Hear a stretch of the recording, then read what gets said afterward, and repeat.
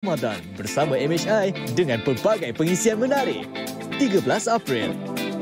Inspirasi bersama si cilik berusia 15 tahun yang menjadi imam tarawih di sebuah masjid Kuala Pilah Negeri Sembilan. Ketahui kisahnya. Tradisi dahulu dikekalkan sehingga ke hari ini. Bertukar juadah di bulan Ramadan mengeratkan silaturahim sesama jiran tetangga.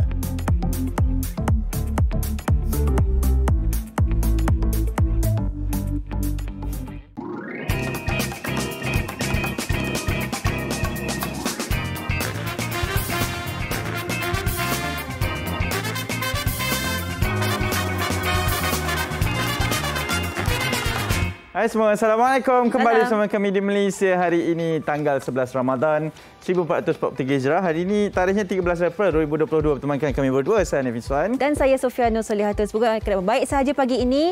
Kita masuki hari yang ke-11 berpuasa ya. Betul. Dan hari ini kita membawakan tema berkenaan dengan bagaimana kita meneruskan satu tradisi ataupun pendekatan kepada generasi muda.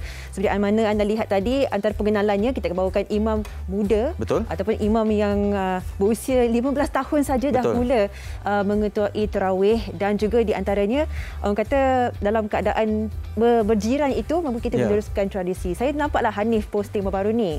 Bawa anak pergi tarawih kan? Betul lah. Jadi macam mana awak? Saya curious. Awak mengajar anak awak Andre yang kecil saja lagi tu, makna di sebalik sembahyang tarawih tu. Dia baru 4 tahun kan. Yang menariknya saya tak ajar dia yang nak ikut. Oh ya ke? Dia yang bersungguh-sungguh nak ikut dan dia tak bagi saya keluar selagi dia tak boleh ikut. Dan bila dia dah ikut tu dia akan rasa seronok lah. Malam pertama dia seronok, dia ikut semua perbuatan kita tu. Malam kedua kita beritahu lah, macam dia akan tanya kenapa banyak kali kena solat. Biasa kan hanya 2 atau 4 rakaat saja. Tapi kalau tarawih 8 kurang-kurangnya, dia tanya kenapa banyak kali tadi. Andre penat lah. Allahu Akbar, Allahu Akbar. Dia macam tu. Lepas tu bila terangkan dia faham, dan malam tadi dia tak ikut dah. Dia penat. Jadi apa pun itu sikit pengalamannya. Dan bila bercerita mengenai tarawih ni memang sangat seronok lah. Dan salah seorang pengguna, saya sempat terbaca di media sosial lah. Dia bercerita dia buat review tarawih di Twitternya. Review tarawih? Di masjid-masjid yang dia pergi setiap malam berbeza. Dan dia ada perincian-perincian. Jadi kalau dapatkan perkongsian tersebut, itu juga merupakan salah satu perkaranya. Dan kami akan bawakan juga antara keistimewaan tarawih nantilah dengan seorang imam yang baru berusia 15 tahun ni. Cantik penceritaan. Sekarang kita dah boleh melihat anak-anak muda lebih menghargai. Ada di media sosial supaya kita tahu juga yang sebenarnya orang kata apa yang diajar oleh orang tua dulu tidak dilupai. Sebenarnya diteruskan sehingga ke hari ini. Okey, kita nak teruskan perkongsian juga. Ini berkaitan dengan beberapa perkongsian yang sangat menarik. Tapi kita mulakan seperti biasa. Jangan terlupa ini antara perkongsian yang setiap hari perlu kita kongsikan.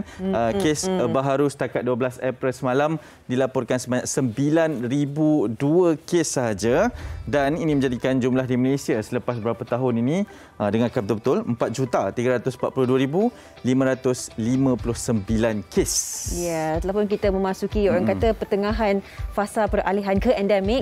Kami berharap agar disiplin kita terus berjagalah. Lepas ni nak raya pula kan.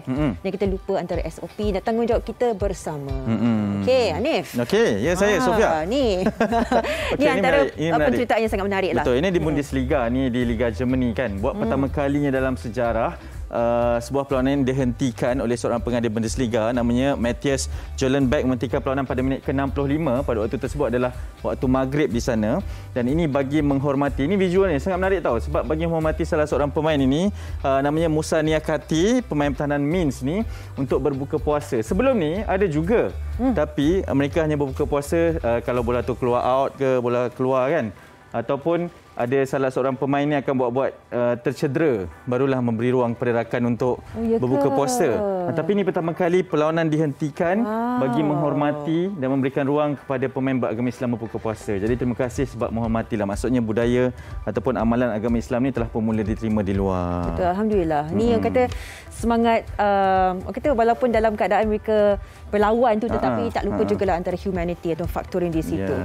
Okey, bukan itu saja, ini antara gambar yang ditular baru-baru ini bagi dipaparkan di kaca TV anda berkaitan dengan gambar seorang wanita yang dilihat seperti berteduh di sebalik pasangannya. Tetapi kita difahamkan selepas itulah gambar ini dikatakan oleh wanita itu sendiri, ini bukan gambar bersama dengan suaminya tetapi dengan abangnya ketika mereka mengerjakan umrah. Jadi beliau sendiri melihat ini antara momen yang sangat menarik. Mungkin kita melihat kita pergi menunaikan umrah itu bersama dengan suami sahaja ya. Tapi momen bersama adik-beradik itu juga antara yang kurang diperkatakan tapi menjadi momen yang takkan boleh dilupakan oleh beliau sendiri. Okey, ini reaksinya. Only thing is caption a bit, dia kata, tapi ini adalah sebenarnya gambar bersama dengan abangnya dan merupakan satu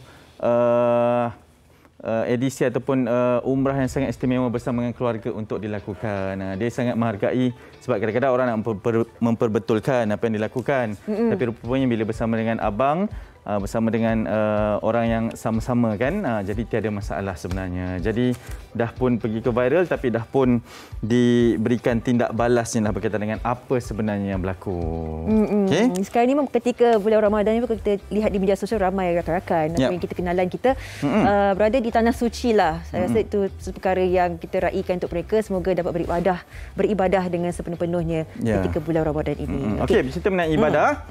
Ini kita nak kembali ke topik tarawih kita tadi ni. Ya, adik cilik kita. Baru berusia 15 tahun kan dah diberikan tanggungjawab. Tapi Mas seronok lah, ini peluang bagi imam-imam muda dan kecil kita untuk menunjukkan kebolehan mereka, pengetahuan mereka dan juga bakat mereka. Ayuh kita raikan mereka, jom kita saksikan bingkisan ini. ولا تأكلوا أموالكم بينكم بالباطل وتدلوا بها إلى الحكام لتأكلوا فريقا من أموال الناس بالإثم وأنتم تعلمون الله أكبر. Ya, namanya adalah adik Osman Abdul Wahab Saroni, salah seorang imam cilik di Masjid Qariah Rembang Panas Juasih Negeri Sembilan. Adik cilik ini kata menjadi inspirasi lah. Kita difahamkan antara jemaahnya orang yang jauh lebih berusia daripada beliau sendiri. Dia nak bertanyakan pengalamannya dan mungkin sedikit sebanyak permulaan bagaimana beliau menjadi seorang imam tarawih pada usia 15 tahun saja. Kita terus bersama dengan adik Osman Abdul Wahab Saroni, imam cilik di Masjid Qariah Rembang Panas Juasih Negeri Sembilan. Assalamualaikum. Waalaikumsalam warahmatullahi. Ya, terima kasih kerana sudi bersama kami. Okey, mungkin tadi kita dah saksikan video kan. Kita panggil Osman lah Osman menjadi imam tarawih di masjid. Okey, bagaimana sebenarnya peluang ini diberikan kalau nak dikongsikan Osman? Peluang ni diberikan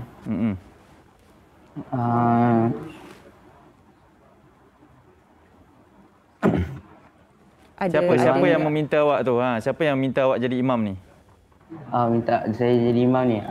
Sebenarnya permintaan jadi imam ni daripada pihak masjid. Dia minta daripada ustaz untuk pilih salah satu student untuk jadi imam dekat masjid. Bila dipilih tu kan adik Osman, bagaimana perasaan tu? Sebab diberikan kepercayaan kan, ada rasa gemuruh tak pada permulaan dia? Macam mana? Kongsikan. Ada rasa gemuruh, rasa nervous, takut-takut ada jugalah rasa. Yalah kan. Tapi ketika menjadi imam tarawih tu, bagaimana penerimaan para jemaah, perasaan awak sendiri, rasa tenang tak bila dah bermulanya? Waktu awal-awal mula jadi imam, adalah rasa gemuruh, rasa takut.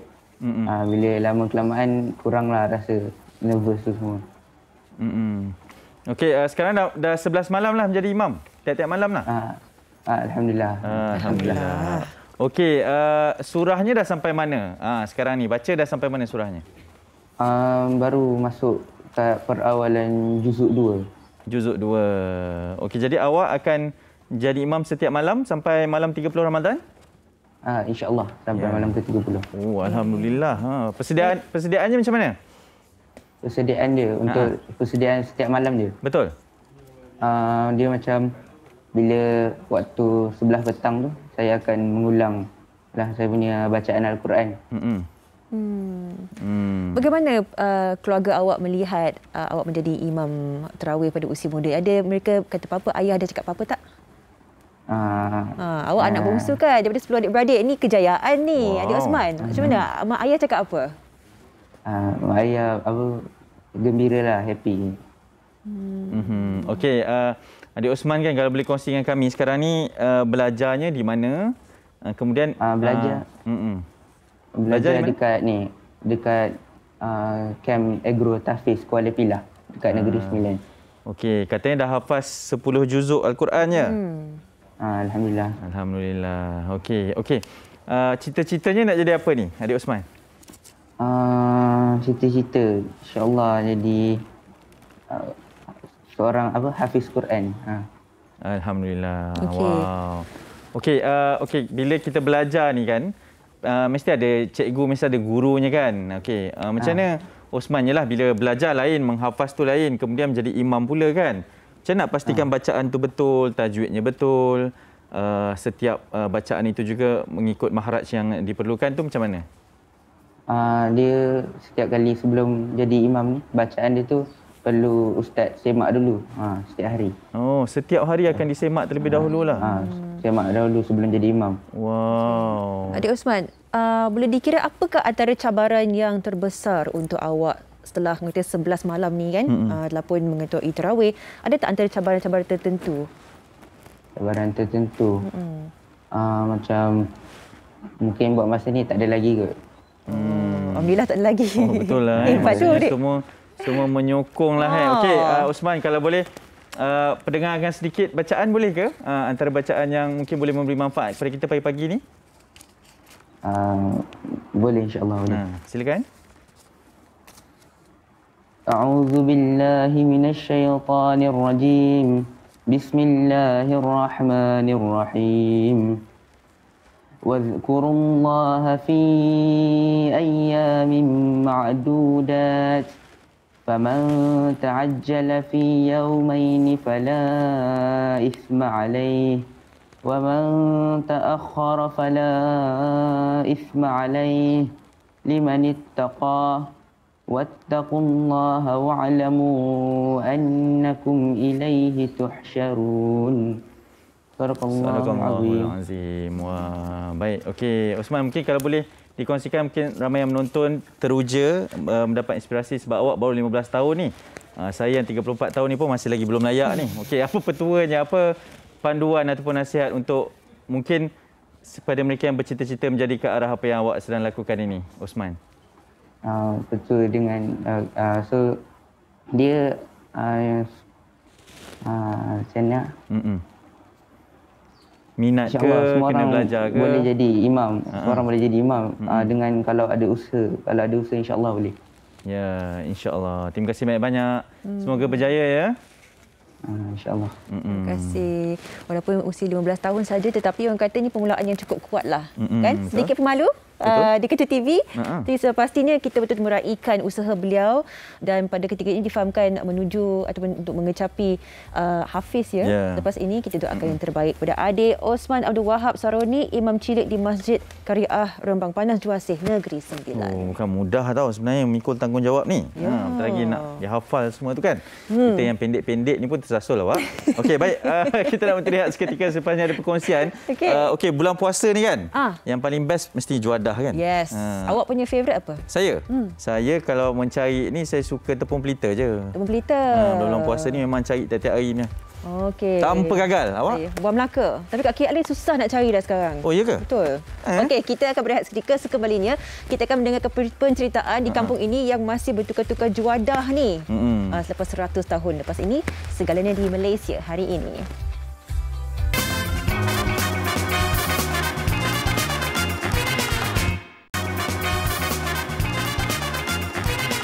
Masih menghidupkan pagi anda di Malaysia hari ini. Hanif dan saya menemani anda semangat, dan kita akan bawakan, mestilah semangat. Sahur apa ini semangat? Okey, kita macam-macam lah kita sahur. Tapi kita bercakap tentang juadah ni, Hanif. Okey, silakan. Dan juga tradisinya difahamkan orang Kelantan. Orang Kelantan ni dia makan makanan yang dinamakan sebagai colek. Macam mana Kelantan tadi? Kelantan. Kelantan, okey. Okey, betul tak? Betul. Adalah bunyi sikit. Okey, colek. Okey. Colek. Colek ni kalau di sini kita ingat colek buah saja, dia macam rojak buah kan.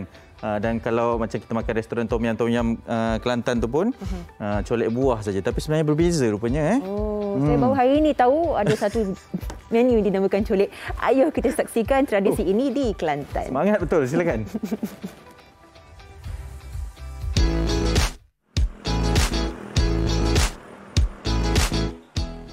Selepas 2 tahun aktiviti ini suram disebabkan pandemik COVID-19, akhirnya tradisi menikmati colek selepas menunaikan solat tarawih kembali meriah ketika bulan Ramadan di negeri Cik Siti Wan Kembang ini.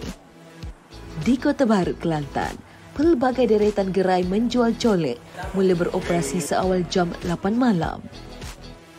Seorang daripada peniaganya, Nur Azizah Muhammad Nur, 44 tahun, ada menyediakan 30 jenis colek di gerainya. Dia yang telah mula berniaga sejak 2017 dan terhenti seketika kerana Perintah Kawalan Pergerakan PKP. Kini, Azizah kembali beroperasi seperti biasa dengan pematuhan prosedur operasi standard SOP yang digariskan oleh kerajaan. Antara jenis colek yang dijual di gerainya ialah makanan laut celup tepung seperti udang, ikan, ketam dan sotong. Selain itu, ada juga pelbagai jenis buah-buahan dan sayur-sayuran. Tahun 2017, Kak Azah start bila bulan puasa tak ada kerja, Kak Azah kata aku nak jual colek. Jadi kita duduk ke pasar kapung, Kak Azah cadai ke habis Kak Azah kata nak jual colek harga murah. Biar semua orang mampu makan sebab orang duk kecek colek mahal belaka. Jadi Kak Azah start dengan harga RM1 je colek. Dikenali sebagai Kak Azah Colek Viral, lokasi kedainya terletak di Melur, Kota Baru. Harganya juga berpatutan agar semua masyarakat dapat menikmatinya tanpa mengaut keuntungan yang tinggi. Bagi Kak Azah meme ni tradisi, wajib kalau tak ada colek meme senyap-senyap. Lepas tarawih senyap ni, lepas tarawih bising ramai. Meme tradisi dia pada zaman dulu-dulu lagi. Zaman Kak Azah kecil-kecil pun ada dah benda ni. Jadi Kak Azah cuma melanjutkan lagi tradisi colek kita ni. Permintaan orang ramai juga mendorong para peniaga untuk mempelbagaikan jenis colek dalam jualan mereka. Seorang lagi peniaga, Kamaruzaman Hussein, 43 tahun, telah menjual colek sejak 5 tahun lalu. Baginya, keistimewaan colek terletak pada sosnya yang tersendiri. Dia aku unikkan dia sini, sos dia lah. Mana-mana kedai yang berbeza sos dia. Mengikut sos, sedap tak sedap colek ni bergantung pada sos. Alhamdulillah di Pondok Kebabong, Pasir Tumbuh dengan Tanah Merah ni sos kita ni mendapat sambutan lah. Kita sekali buat tu satu puyuk besar lebih kurang 120 kilo hingga 150 kilo. Sekitar jam 10 malam, semakin ramai pengunjung datang untuk makan colek. Bagi mereka, seolah-olah tidak sempurna jika tidak menikmatinya selepas selesai solat sunat tarawih. Seingat saya, benda ni tradisi dari saya sampai kanak-kanak lagi. Masuk je bulan Ramadan, dulu tak sepi sekarang menu. Banyak upgrade lagi kan. Dulu tak ada gapo dulu ke. Orang panggil colek malam. Apa ni kita buka puasa, kita dah makan dah. Nasi ke mi ke apa ke air. Colek tak boleh. Maknanya kok mana pun kena cari dan kena makan colek lepas tu. Lepas pada waktu tarawih. Sambutan yang menggalakkan oleh orang ramai dalam meneruskan tradisi ini secara tidak langsung dapat merancakkan kembali aktiviti ekonomi dan juga dapat membantu peniaga meneruskan kelangsungan hidup dalam fasa peralihan endemik ini. Kan selepas sekian lama rasa ekonomi dah rancak semula, tradisi pun kembali juga. Melekat ni orang kata melekat. Melekat dia. Melekat. Gitulah. Okey, itu antaranya di Kelantan. Menariknya colek ni, kita nak berkongsi bertukar-tukar juadah makanan ni. Kadang-kadang kita nampak di sini kan, tapi kebanyakannya kalau di kawasan kampung, di kawasan desa kan, pertaliannya memang sangat kuat. Jadi kita nak beralih ke satu tradisi lagi yang dah katanya diamalkan lebih 100 tahun. Wow. Ini di Kedah oleh kawasan kejiranan ni. Dari Kelantan kita ke Kedah pula. Okey gitu. Di kawasan ada saudara mara juga jiran mereka berempat bersama kita pagi ini. Assalamualaikum. Kita ucapkan kepada Encik Mazir Hassan, Puan Zabeda Saad, Puan Azizah Saad dan juga Puan Suryati Omar. Selamat pagi. Selamat pagi, MC. Alhamdulillah, selamat pagi. Oh, tu dia. Terima kasih kerana sudi bersama kami. Cik Mazir, penduduk kampung Sungai Mati, Jalan Langgak, Alostar, Kedah. Ya, kampung Sungai Mati, Langgak. Oh, Langgak, betul. Tu dia. Orang Langgak lah, kampung lagi. Ya, tu dia. Okey, Cik Mazir, kita nak cerita berkenaan dengan tukar-tukar juadah ni kan? Betul ke? Tradisi ni dah 100 tahun di sana? Ya, lebih 100 tahun lagi. Tukar-tukar juadah ni dari dulu kita duk buat kan. Macam selalu mak duk masak. Masak petang pukul 5, lepas tu kita duk masak. Lepas masak dia pun duk hidang apa semua bubuh kan. Lepas tu dia suruh hidang dekat jiran-jiran. Adik-beradik lah macam tu. Okey. Jadi memang semua ke penduduk kat kampung tu masuk sekali ataupun turut serta sekali dalam tradisi ni ke, ataupun beberapa rumah sahaja yang masih meneruskan tradisi ni, Cik Mazir? Tradisi ni banyak kan dah orang dah tak buat dah, lepas dah lupa. Jadi kami di kampung ni mak lah yang rajin duk buat. Tengok dia masak lah, lepas dia masak dia bungkui, lepas tu dia bubur dalam bekas, dia suruh lah edang. Saya ingat masa kecil-kecil dulu, masa umur saya dalam 7-8 tahun tu duk pergi hantar lah rumah rata lah, rumah adik-adik. Okey, baik. Kita nak berkenalan juga. Kalau boleh kenalkan yang mana satu Puan Zabeda Saad. Puan Zabeda ni mak dia. Oh ya Allah, inilah orang yang bertanggungjawab tu ya. Puan Azizah. Sedap air tangan tu. Air tangan mak. Puan Azizah, yang mana satu? Puan Azizah. Puan Azizah ni Mak Teh. Mak Teh, adik-beradik lah. Lagi seorang Puan Suryati Omar ya? Ya, adik. Yang belakang Puan Suryati siapa? Itu Pak Teh. Pak Teh. Pak Teh. Sedondon. Jadi semua duduk dekat-dekat lah, senang. Okey, nak tanya maknya ni, Puan Zabeda. Antara juadah yang popular lah, yang top di Langgak ni apa? Yang top di Langgak. Kuih apa? Buah Melaka. Buah Melaka. Air mani. Jok kacang. Tu dia. Dia sedap pada semua. Salam. Cara cakap pun dah terliok ni. Pulut kaya kalau hijau tu nampak sedap. Tu dia, jangan bau 10 pagi ni, Cik Mazir. Cabaran ni. Mak Teh, kita nak tanyakan lah.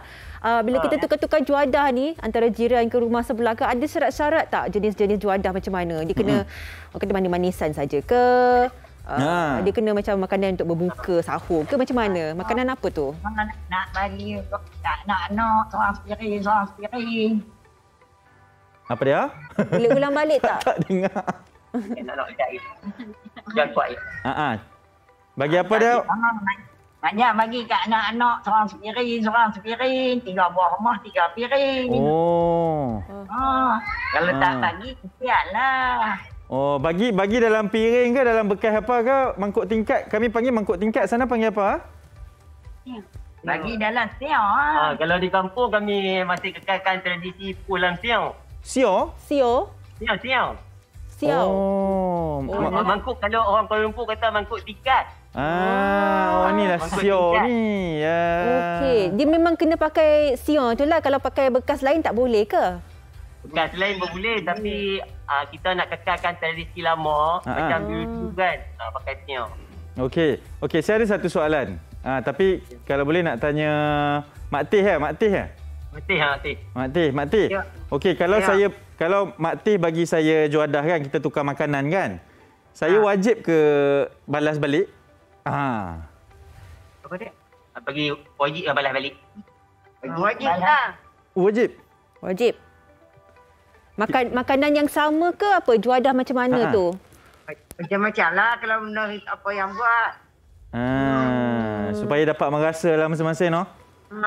Kadang-kadang kuih tak sama kan. Jiran nantak kuih lain, kita bertukar jodoh macam tu lah. Cik Mazir, saya nak tanya lagi satu lah. Sekarang ni, zaman sekarang ni, orang kata banyak orang dah membeli juadah kat luar kan. Jadi syarat nak kita bagi juadah bertukar-tukar ni kita kena buat sendiri ke ataupun tak kisah juadah kita dah beli kat luar tapi kita bagi kat jiran ke kena masak sendiri? Kalau tukar juadah ni selalunya mak saya ada buat. Dia buat sendiri. Lepas tu bagi dekat jiran-jiran tu. Kalau yang kita beli aci tak? Kalau beli kira tak aci lah. Tak aci lah. Okey. Tapi mana jiran tahu? Mana orang tahu? Zaman lah semua pakai Grab order je. Betul. Kita nak nampak sedap kan. Kita order sajalah. Kalau buat nanti nampak tak cantik. Okey, saya nak tanya kepada... Macam kami di kampung, kami masih kekal tradisi macam ni. Jadi kita rasa kepuasan tu macam zaman dulu kembali balik lah kan. Betul. Dia mengeratkan silaturahim sama kita jiran, adik-beradik kan. Lebih rapat lagi ya. Okey, ni Puan Suryati tak dengar lagi suara Puan Suryati? Ya. Okey, siapa masak yang paling sedap di kalangan Mak Teh dengan dengan mak kita ni? Susah ni soalan tu. Kalau itu dua-dua lah sedap. Alah. Sebab orang tua sekolah lama sedap pun. Apa menu yang paling favourite tiap-tiap tahun duk tunggu je menu tu? Yang macam mana tu? Juadah mana yang dinanti-nantikan tiap-tiap tahun tunggu untuk sampai ke rumah ni makanan tu? Gulai lah. Gulai batang pisang yang sedap. Gulai batang pisang? Ya. Mantapnya. Dah kecor dah Elio kami ni. Elio dah belakang. Okey, baik. Cik Mazia, hari ni masak apa? Apa yang nak ditukar-tukarkan tu? Masak gulai daging raya pisang. Kuih buah Melaka. Awak punya ni. Cucuk kacang. Boleh hantar ke KL tak? Kuih kampung semua. Sempat kami pergi langgak ni. Jangan kalau ni mai. Jangan tak mai. Okey. Orang Kedah nak malu-malukan lah mai. Okey. Mak Teh, kabarnya melatah ya? Mak Teh melatah. Allah. Kamu tu pula. Okey. Budu.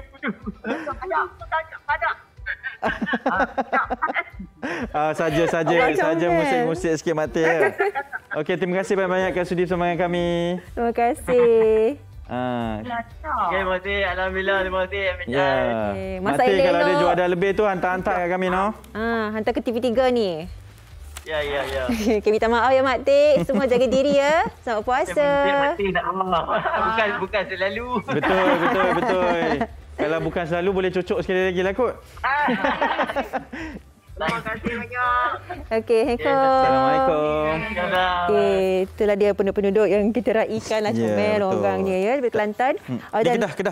Kedah. Ni kampung Sungai Mati, Jalan Langgar, Alustar Kedah. Dia kalau orang Kedah ni Jalan Langgar tu kita panggil Langgak. Langgak tu. Kat pokok senar tu, Langgak. Okey, kita nak teruskan ini perkongsian. Bulan Ramadan ni bukan sahaja bercerita mengenai juadah kan, tapi dalam masa sama adalah masa untuk kita refleks kepada keinsafan, dan ini mungkin satu lagi sisi yang setiap kali bulan Ramadan kita akan lihat, dan satu tinjauan daripada rakan setugas kami wartawan Asri berkaitan dengan sedekah makanan kepada golongan gelandangan. Jadi sama-sama kita saksikan. Allahu Akbar.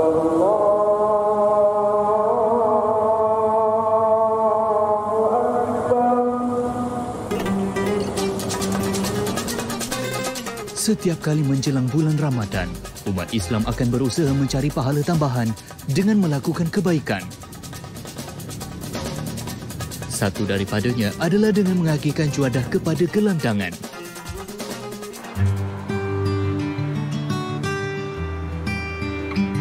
Ada banyak badan bukan kerajaan NGO yang menyumbang tenaga dan usaha bagi menjayakan aktiviti ini.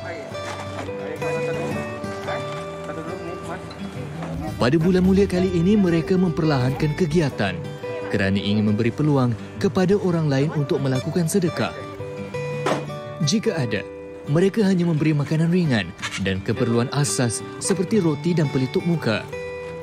Menyedari keperluan untuk menghulurkan bantuan kepada insan yang memerlukan, Muhammad Ashraf Khan Muhammad Ajib, 41 tahun, bertekad untuk menjadi seorang sukarelawan sejak 9 tahun lalu. Berdasarkan pengalamannya, Ashraf yakin bahawa pentingnya menyediakan sistem yang teratur bagi mengatasi masalah pembaziran yang berlaku setiap kali bulan Ramadan.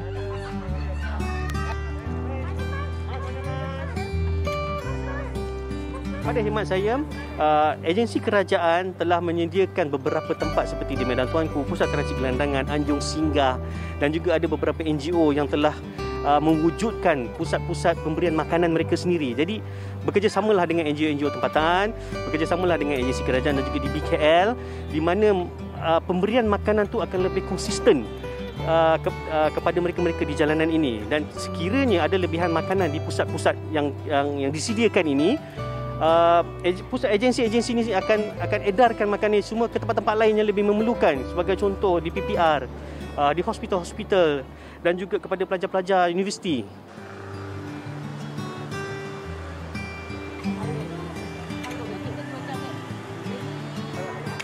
Sekitar jam 9 malam, gelandangan akan mula berkumpul di kawasan berkenaan bagi menantikan agihan makanan moreh atau disimpan untuk sahur.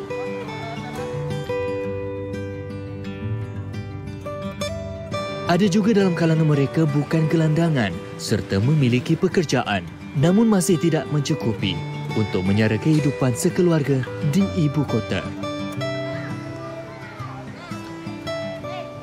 Sepanjang pemerhatian, dalam tempoh 1 jam, ada 6 buah kenderaan yang mendekati golongan ini untuk menghulurkan makanan. Bekalan yang dibawa pula dipercayai hasil daripada lebihan jualan di bazar dan juadah moreh selain daripada makanan yang dibawa sendiri.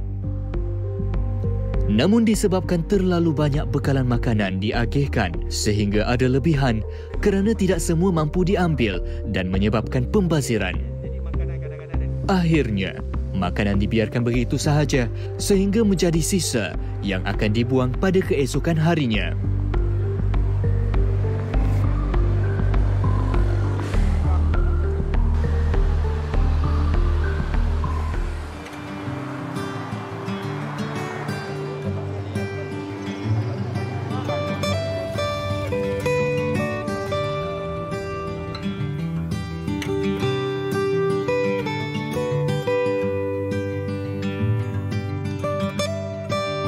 Baik, sekarang ini saya bersama dengan seorang remaja yang membantu ibunya untuk berniaga demi menyara ahli keluarga. Memang tiap-tiap malam datang sini ke macam mana? Memang tiap-tiap malam. Memang tiap-tiap malam. Kadang-kadang hari Minggu pun ada. Hari Minggu, Jumaat, Sabtu dengan Ahad. Setiap ada. Setiap hari ada. Ramai NGO ramai-ramai datang sini. Ramai NGO yang bagi, yang tak nak bagi pun ada.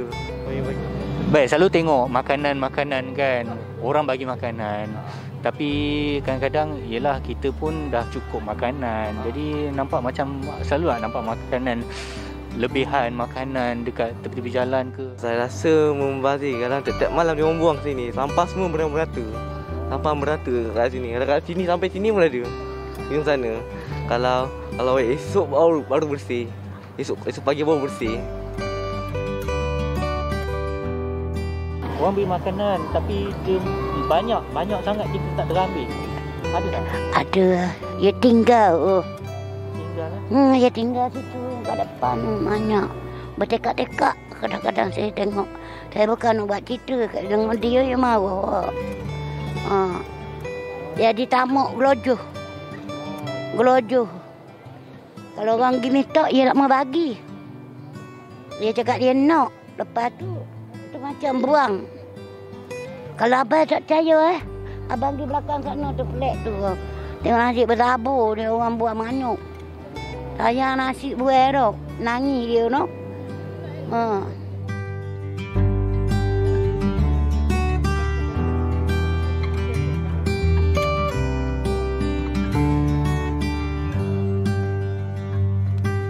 Baik, sememangnya sedekah itu amalan yang sangat mulia di bulan Ramadan ini, tapi apabila pemberian itu sehinggakan menjadi satu amalan pembaziran, dan pembaziran itu amalan siapa?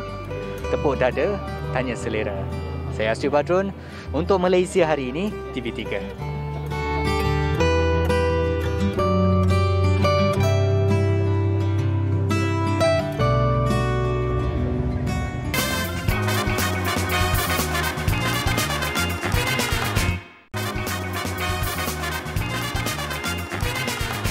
Baik, terima kasih kembali bersama dengan kami di Malaysia hari ini dan ini adalah 11 Ramadan 1443 Hijrah dan elok rasanya untuk kita berkongsi kebaikan. Tapi sebelum kita berbicara berkaitan dengan kempen yang ingin kita kongsikan ini, jom sama-sama kita saksikan sedikit bingkisan yang disediakan. Cemburu dalam rumah tangga itu biasa, tetapi menikmati kematian yang dicemburui itu adalah sesuatu yang diidam-idamkan. Bersedekahlah untuk merasai indahnya husnul khatimah, berinfak dan berwakaf kepada pembinaan Kompleks Surau Al-Mujahidin, Taman Desa Surada, Seksyen 8, Bandar Baru Bangi sekarang. Ya, betul, itu adalah kempen kutipan dana Kompleks Surau Al-Mujahidin. Untuk berbicara lebih lanjut, kita nak bersama dengan Al-Fadhil Ustaz Zuramli, Duta Kompleks Pembangunan Surau Al-Mujahidin bersama dengan kita. Assalamualaikum Ustaz, selamat pagi. Waalaikumsalam warahmatullahi wabarakatuh. Ya. Hanif? Ya, sihat Ustaz ya? Alhamdulillah. Ya, terima kasih kerana sudi bersama kami. Ustaz, mungkin kita boleh mulakan perkongsian kita dengan kemuliaan bulan Ramadan ini. Mungkin Ustaz boleh kongsikan kenapa kita harus mencintai sifat mulia Rasulullah SAW, Ustaz. Allahu Akbar ya. Hanif dan semua rakan-rakan yang bersama dalam sebentar waktu ini, kita tahu bahawa Ramadan kian berjalan dan Rasulullah itu Rasulullah, isteri-isteri Rasulullah, sahabat Rasulullah, golongan salafus soleh, tabi'in, mereka berkongsi satu sifat yang disebut Hanif sebagai da'abus solehin, tradisi orang soleh. Mereka mungkin akhlak orang ni macam ni, akhlak ni macam ni, tapi ada satu akhlak yang memang dia orang itu berkongsi sama. Apa dia? Sifat pemurah. Yeah. Dan dia tak terkira pada orang kaya, orang miskin. Sahabat Nabi itu walaupun seorang yang miskin, kita baca sejarah, mereka akan berusaha untuk menjadi seorang yang pemurah. Sebab kelebihan pemurah itu tersangat besar. Dan sebab itulah Nabi seorang yang pemurah kita sebutkan tadi, tetapi apabila datang saja bulan Ramadan, Ibnu Abbas berkata, orang nampak bahawa Nabi itu pemurah seperti angin kencang yang berhembus. Jadi itulah sebenarnya rahsia keajaiban sedekah itu, terutama di bulan Ramadan ni. Kalaulah dia nanti berlalu, maknanya saya kira alangkah ruginya kita, Hanif. Betul. Ya, Ustaz, mungkin kalau tadi digambarkan sifat kemuliaan Rasulullah, bagaimana kita sebagai umatnya untuk menunjukkan tanda-tanda mahabbah kita atau kecintaan kita kepada Nabi Muhammad SAW, Ustaz? Baik, Nabi bila melakukan sesuatu benda dan Nabi lakukan dengan bersungguh dan Nabi mengulang-ulang dan sehingga diketahui secara, orang kata semua orang tahu benda tersebut, maknanya tahulah bahawa Nabi nak kita berakhlak dengan akhlak itu. Nabi nak kita ambil sifat itu dalam diri kita. Dan sebab tu saya katakan tadi, jadi sahabat tu faham, jadi walaupun orang miskin, dia tahu bahawa mereka boleh mengeluarkan sesuatu untuk menjadi seorang yang dianggap pemurah ya. Jadi Masya Allah, kalau tadi pun kita tengok ada orang sanggup, orang bagi tetapi kemudian menjadi basi dan terbuang. Pasti kita letak di satu tempat yang takkan terbuang. Setiap satu sen yang kita belanja itu, Masya Allah akan bertukar menjadi tanah, yang tanah tersebut merupakan tanah terbaik, bertukar menjadi bangunan dan bangunan itu bangunan yang terbaik. Dan inilah yang Nabi tekankan sangat. Kita hidup, kita akan akhir kehidupan kita, berakhir peluang kita melakukan amalan, tetapi hanya satu yang lolos adalah saat duit yang kita ada, harta yang kita ada, kita infakkan ke sebuah rumah Allah, contohnya sebuah kompleks yang kita katakan, maka walaupun nyawa kita telah dicabut oleh malaikat maut, tetapi pahala kita mengalir sampai ke hari kiamat. Ya, insya-Allah. Mungkin Ustaz boleh kongsikan alang-alang dan bercerita berkenaan dengan Kompleks Surau Al-Mujahidin ini, berapa yang diperlukan dan gambaran Kompleks Surau Al-Mujahidin apabila siap nanti, Ustaz. Baik, apa yang tertera yang kita lihat sekarang ni, Masya Allah ya, saya bercakap dengan kita punya arjatan kuasa yang seolah-olah saya mendengar tangisan mereka. Mereka nak apa yang ada sementara kita masih hidup ini, apa yang tertera dalam bentuk lakaran akan menjadi sebuah realiti. Dan saya sangat suka dan rasa seronok nak bagi tahu pada semua, kerana setiap sen kita bukan hanya pada bangunan, tetapi pada tanah tersebut. Dan tanah ni kita tahu, Hanif, bila kita belanjakan dia, maka walaupun mungkin bangunannya telah musnah, tetapi tanah tersebut masih menjadi masjid Jadi insya-Allah pahala kita tu sampai dunia ni hancur insya-Allah. Maknanya tak tahu berapa ribu tahun akan datang, pahala terus mengalir bermula pada hari ini masa kita hidup. Setelah kita mati, dia terus berjalan. Saya kira tidak ada benda yang lebih besar, apatah lagi kalau kita cetuskan di bulan Ramadan ini. Jadi sebab tu saya sangat nak mengajak untuk kita lihat di www.complexmujahidin.com ni Hanif, supaya ramai kita tolong war-warkan. Mungkin kita tak ramai, mungkin kita tidak kaya, tetapi kita ramai dan insya-Allah cita-cita ini bakal menjadi kenyataan. Ya, betul. Ustaz, mungkin di kesempatan ini boleh kongsikan cara untuk kami semua yang menonton ini untuk sama-sama turut menyumbang, Ustaz? Baik, apa yang tertera di skrin TV itu kan, itu adalah kalau kita nak pergi, nak tahu latar belakang, nak sama-sama menjiwai, di sana ada adresnya www.complexmujahidin.com dan kemudian ada juga kita terakan di sana akaun bank Islam, Maybank, bank muamalat ya. Tolong orang kata ambil gambar ataupun catat dan insya-Allah saya doa pada Allah, wahai Allah, dengarlah doa hamba ini ya Allah pada para dermawan agar Allah Subhanahu Wa Taala kalau mereka sakit disembuhkan dengan setiap sen yang mereka belanjakan untuk rumah-Mu ya Allah, dan apa saja hajat mereka ditunaikan oleh Allah kerana kita telah membuktikan sidqun, benarnya iman kita pada Allah dengan bukti kita membelanjakan harta kita tu insya-Allah. Ya, insya-Allah. Amin amin rabbal alamin. Ustaz, semoga dipermudahkan. Terima kasih kerana sudi bersama kami. Terima kasih ni. Ya, insya-Allah nanti kita jumpa lagi Ustaz. Assalamualaikum.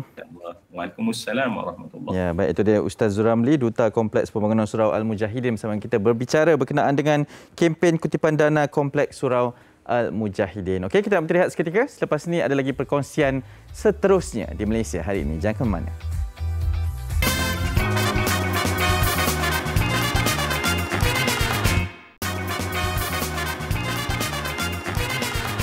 Okey, kembali bersama kami di Malaysia hari ini. Sekarang kita ada satu lagi perkongsian.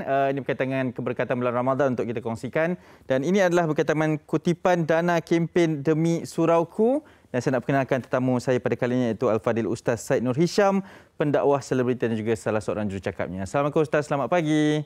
Waalaikumsalam warahmatullahi wabarakatuh. Hanif, apa khabar? Ya, alhamdulillah sihat. Ustaz sihat ya? Okey, puasa tak hari ni? Mesti wajib ni, wajib.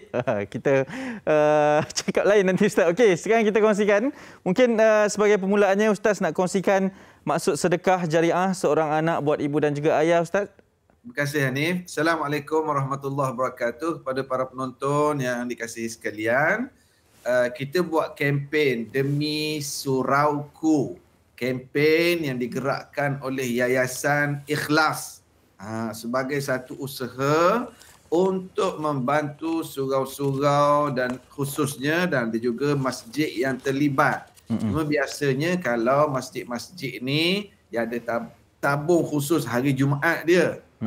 Kalau surau sangat-sangat mencabar dari segi keuangan, apatah lagi kesan daripada COVID dan adanya lokasi-lokasi surau-surau yang diuji dengan banjir baru-baru ni di Selangor, di Pahang, di Terengganu. Ini suasana-suasana yang sedang berlaku. Inisiatif ini diambil oleh Yayasan Ikhlas. Kita buat kempen Demi Surauku. Ada surau-surau yang dikenal pasti, yang dah dibantu pun ada, yang dalam proses pun ada. Yang Hanif tanya di awal tadi, jariah untuk ibu ayah itu, ini salah satu perkara yang kita nak motivate masyarakat. Kita ada mak ayah kita yang masih hidup, ada mak ayah kita yang dah meninggal. Yang masih hidup itu kita khidmat pada mereka, kita gembirakan mereka. Yang dah meninggal, salah satu cara untuk mereka dapat saham pahala ialah kita bersedekah, kita wakafkan harta yang kita miliki atas nama mereka. Antara salah satu lokasi yang kita kenal pasti ialah usaha yang sedang dibuat oleh Yayasan Ikhlas, pembinaan sebuah masjid di satu kawasan Long Pasir. Ini kawasan pedalaman Sabah. Jarak dia dalam 6 hingga 7 jam. Ini yang dengan kerjasama juga dengan Majlis Dakwah Negara Cawangan Sabah, Masjid Long Pasir ni. Dia kalau dari Kota Kinabalu nak sampai ke Sipitang, kemudian ada 2-3 jam lagi kena naik 4-wheel, kena merentas sungai, air. Subhanallah. Tapi bila kita sampai ke lokasi di sana, kita melihat bahawa jumlah adanya umat Islam tapi tak ramai. Dia berdekat dengan sempadan dengan Kalimantan, Sabah sana. Jadi ini antara usaha yang dibuat apabila tim Yayasan Ikhlas turun ke Long Pasir. Kita jumpa ada orang Islam. Tetapi ruang untuk solat itu tumpang dekat pos tentera. Itu pun hanya memuatkan 12 orang je. Nak sampai ke sana kena redah perjalanan. Berselur, kawasan Bukit Bukau, naik 4-wheel. Subhanallah. Tapi Alhamdulillah, Yayasan Ikhlas terus mengambil inisiatif ni. Dengan kerjasama Majlis Dakwah Negara dan juga Jabatan Agama Islam Sabah sendiri. Dengan sokongan daripada Sahibus Samahah, Mufti Sabah. Jadi kita sedang usahakan pembinaan masjid di Long Pasir ni. Bayangkan suasana diorang dalam bulan Ramadan. Nak berterawih pun tak ada tempat. Apatah lagi nanti nak solat raya. Apatah lagi kalau musim ibadat korban pun. Tapi kita mengharapkan masyarakat Malaysia, tak kiralah di mana, tapi yang menonton MHI ini, sama-sama kita ambil peluang kita berada dalam bulan Ramadan yang digandakan pahala. Yang kalau kita tengok sejarah Nabi Muhammad sallallahu alaihi wasallam, bulan Ramadan ini Rasulullah sangat-sangat banyak bersedekah, menginfakkan hartanya. Jadi kita Allah Taala bagi ada rezeki lagi, kita masih hidup lagi, ini peluang kita. Snap dulu. Ambil gambar dulu dekat TV. Makcik, ibu-ibu, ayah-ayah, snap gambar. Kalau tak boleh nak transfer sendiri pun, suruh anak-anak tolong transfer. Ini pelaburan kita. Ataupun boleh pergi direct ke website www.sedekahsini.com. Ataupun boleh scan. Ni ada scan code ni di screen TV kita. Yang tengok di TV, cik ambil gambar dulu. Ada nombor akaun, tunjuk ke anak, mak nak saham pahala juga. Ada 100 terbagi 100, ada 1000 bagi 1000, mengikut kadar kemampuan kita masing-masing. Bayangkan, terbina masjid di Long Pasir ini. Dan siap baiki surau-surau yang kita sedang proses, kita dah kena pasti nak baiki, maka orang solat di situ, orang buat majlis ilmu di situ, kita juga dapat saham pahala yang mengalir.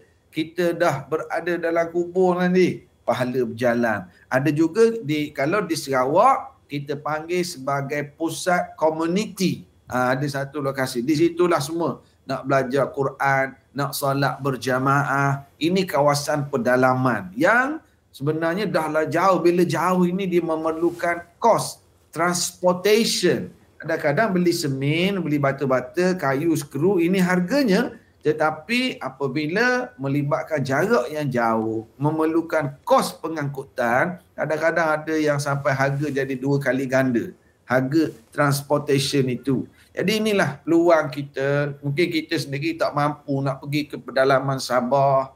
Kita tak mampu nak pergi ke pedalaman Sarawak. Tapi inisiatif yang diambil oleh Yayasan Ikhlas, ramai doktor-doktor pun yang terlibat. Dia orang ni duduk di hospital, tapi luangkan masa untuk pergi ke ground, untuk jumpa masyarakat Islam. Maka masing-masing ada peranan masing-masing. Peranan saya, tolong kempen. Peranan Hanif, tolong tanya soalan. Betul. Peranan Yayasan Ikhlas, pergi usahakan, jumpa, pergi tengok tempat. Peranan para penonton untuk kita menyumbang. Baik. Sedikit banyak, itu pada kemampuan kita lah. Betul. Yang penting, keikhlasan kita. Rebutlah peluang Ramadan ini. Betul. Wallahualam. Ustaz, terima kasih banyak-banyak di atas penjelasan yang sangat mantap ini. Semoga semua mendapat manfaatnya Ustaz ya.